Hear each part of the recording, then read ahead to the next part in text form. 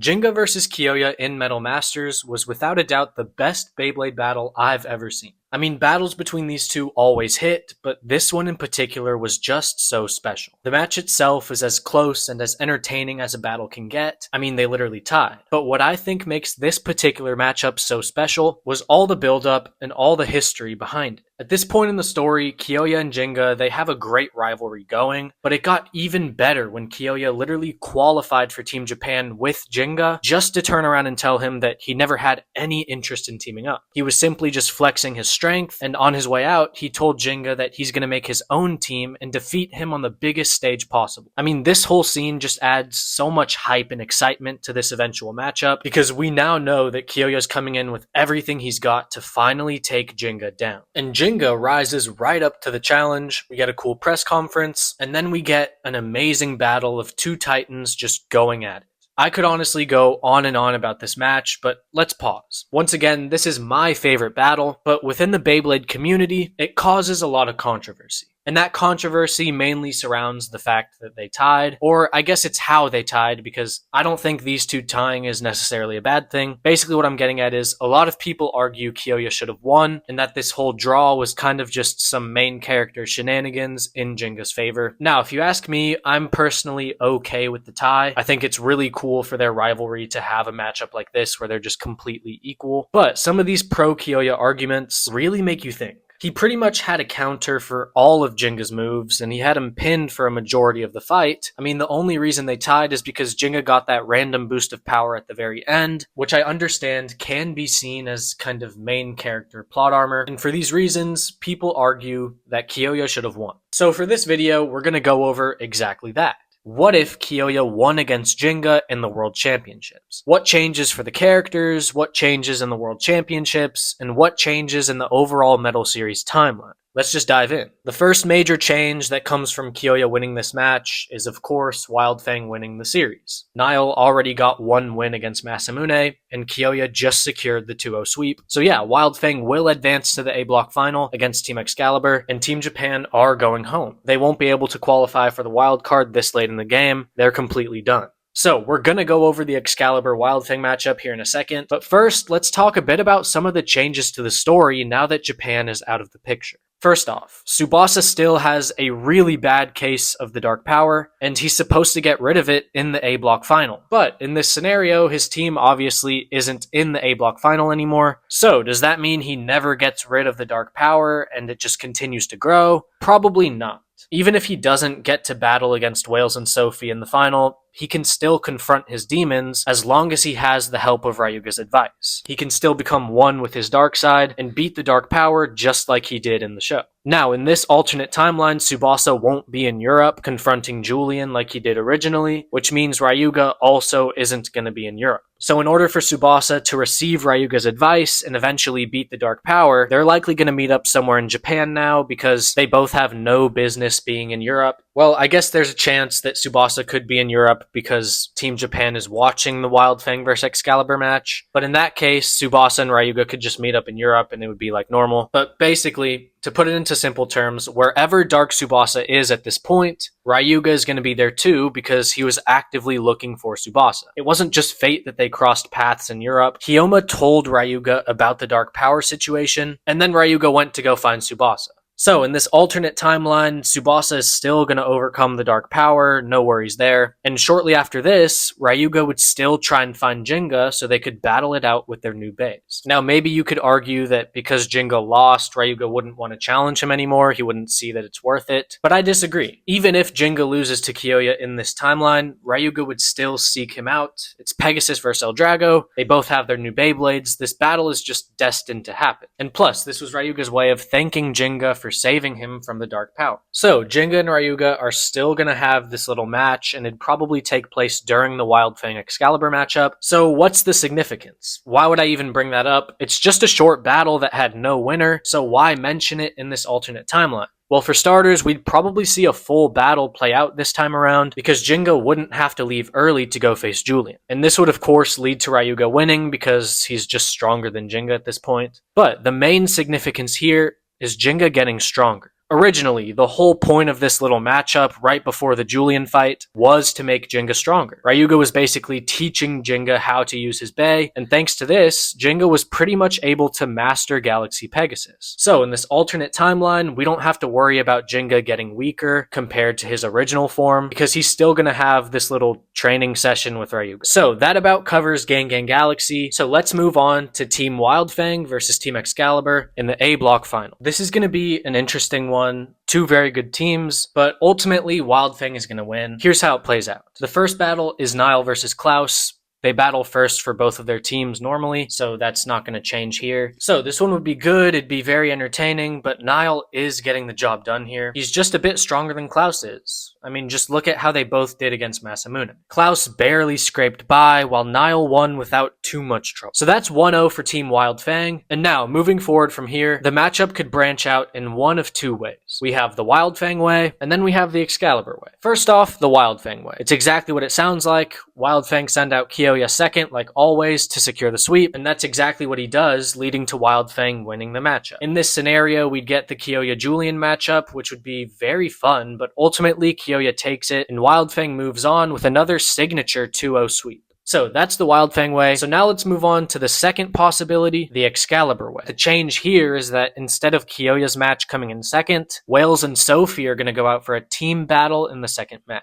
Their opponents would be Benkei and Demore, who make a pretty underrated duo, but Sophie and Wales are ultimately going to take this one and tie the series 1-1. This would then lead us right back to Julian versus Kyoya, and we already went over that Kyoya would win. So both possibilities have Wild Fang winning the matchup. It's just a matter of how close do you want it to be. So whichever way you want to take it, Wild Fang wins the A block, and now they match up against Team Garcia in the next round. This one's actually pretty interesting because on face value, you'd think there's no way a team led by Kyoya would lose to these guys, but the Brazilian deathmatch definitely shakes things up. It's all one continuous battle, so the stronger blader doesn't always win. For example, Argo beat Gingka, which is something that would never happen if not for this unique deathmatch style. But anyways, assuming Team Garcia keeps the same lineup from the original timeline, our first matchup is going to be Niall versus Enzo. And let's be real, this is an easy win for Niall. The only thing is it might take him a while because Enzo's Bey is so shifty, it'd probably be hard to knock out, and this could lead to Niall using a bit more energy than he would have hoped, but it's still a win for Niall, and it's relatively easy. Niall's next opponent would be Selene, and he'd actually have to be careful here. We know Selene doesn't really fight to win. She's probably going to play the dodging game to drain his power, just like she did against Gingka. I will say though, Niall is more observant in battle than Gingka, so I think he'd realize what she's up to before he loses too much power, and then either she'd pull out of the match, or Niall delivers the KO. But either way, Niall wins, so that's now 2 out of the 4 Garcias that Niall has dealt with alone. It's an amazing start for Wild Fang, but at this point, Niall's stamina would have taken a pretty big hit. Even though he's levels above Enzo and Selene, that's still 2 battles back to back where both bladers are kind of trying to drain your power. And now he has to match up against Ian, who isn't extremely impressive, but it's a Cyclone battle. With Niall already being tired and Ian having the advantage of knowing what the Cyclone system is, Niall's in trouble here.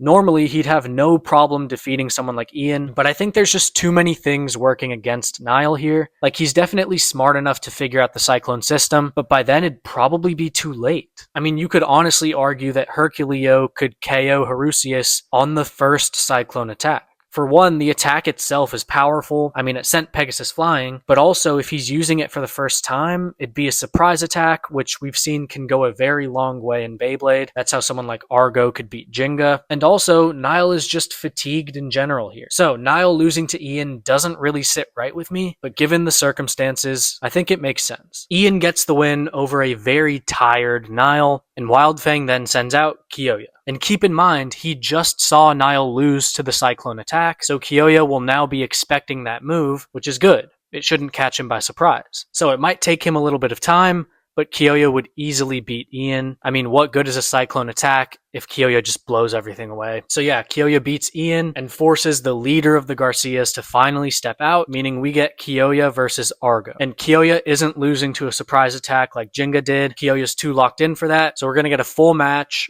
It's going to be a dogfight, but eventually Kyoya just becomes too much for Argo and he wins, booking Team Wildfang a spot in the World Championship Finals. Everything else stays the same on the other side of the bracket, with Starbreaker crushing Excalibur, and we now get a final match of Team Wildfang versus Team Starbreaker. I feel like I'm saying this for every matchup now, but this is an amazing matchup. Assuming Starbreaker keeps their order, the first battle is going to be Nile versus Zio, and this one's actually closer than a lot of you may think because Zio's very underrated. Destiny Needle and the Magnetic Needle Storm are two dangerous moves, but still I think Nile wins. It'll be close. In fact, I think it'll come down to a clash of special moves, just like we saw with Masamune vs. Zio. Only difference is, Nile won't cancel his special move. We all remember when Zio said, if I lose, Toby will die, causing Masamune to cancel his special move. Well, that's not going to work on Nile. He doesn't even know who Toby is, and he barely knows Zio at this point. There's just no way he cancels his move. And with Mystic Zone, I think he survives through Zio's massive Magnetic Needle Storm and gives Wildfang the 1-0 lead. Then the next match, Kyoya steps out right on cue, and Ziggurat would then send out Damien. And right here is actually one of the biggest changes to this alternate timeline. Basically, to create Twisted Tempo, Ziggurat needed the data of the strongest right rotating and the strongest left rotating Bey, which he got through Ginga and Ryuga. But in this timeline, Ginga lost. And I think now Ziggurat would see Kyoya and his Rock Leone as the strongest right rotating Bey. So this means Twisted Tempo will be created based off of Leone and El Drago, and Kyoya is going to be crucial in taking out the Spiral Core later on. We'll go more in depth here in a second, but let's get back to Kyoya versus Damien. Kyoya's already defeated a stronger version of Damien, so we know he's going to win here, and just like that, Team Wildfang win the World Championships. To think, the difference between Wildfang losing in the third round and winning the entire tournament was Kyoya just winning this one battle against Ginga. But anyways, now that we've gone over the World Tournament, let's move on to the Spiral Core situation. To tell the truth, not much changes. Team China, Japan, and Wildfang still team up and go to Hades City, so a lot of the battles can stay the same. We still get Julian versus Deshayan and Tsubasa versus Jack. The only thing that would change is who fights Damien. I think Ginga would have to step up here because at this point, I think we'd know that Kyoya's power is necessary in taking down Faust because Tempo is literally 50% Leone data. So basically just think of Kyoya and Ginga swapping roles here. So Ginga would beat Damien and Kyoya would team up with Ryuga to save the world. And then we'd still get Masamune and Zio versus Faust, and this battle would bring Toby back finally. The only thing that changes is Ginga and Masamune versus Faust becomes Kyoya and Masamune. Bit of a random team up, but they are mutual friends of Ginga, and they both want the same thing, so it's all good. But yeah, that's kind of it. Once again, Kyoya ends up teaming with Ryuga, and they're able to defeat the Spiral Core. Just literally think of Ginga and Kyoya swapping. That's the best way to put it. And yeah, that's kind of the result of this what if. It's pretty interesting how if Kyoya just won that match, everything could have changed.